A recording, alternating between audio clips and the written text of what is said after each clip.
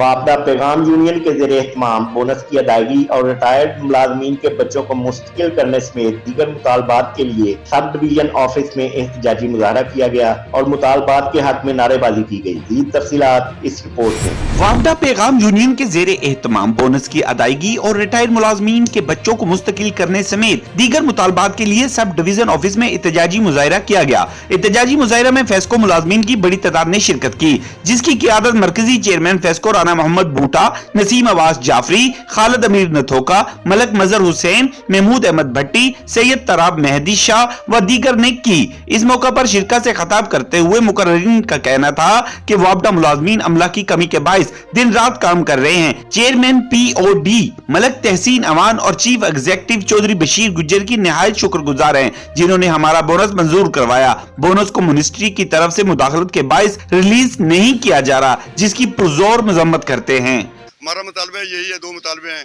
कि फिलफौर हमारा मंजूरशुदा बोनस अदा किया जाए और हमारे जो बच्चे वापदा मुलाजमीन के रेगुलर नहीं उनको फौरी तौर पे रेगुलर किया जाए। मुजाहिरीन ने अकाम बाला से मुतालबा किया है कि फिलफौर ईद से पहले बोनस की बंदिश को खत्म किया जाए और रिटायर्ड मुलाजमीन के बच्चों को मुस्तकिल करने के लिए हंगामी बुनियादों पर इकदामात उठाए जाएं, वरना एहतजाज का दायरा कार वसी करके ईवानों का रुख करेंगे।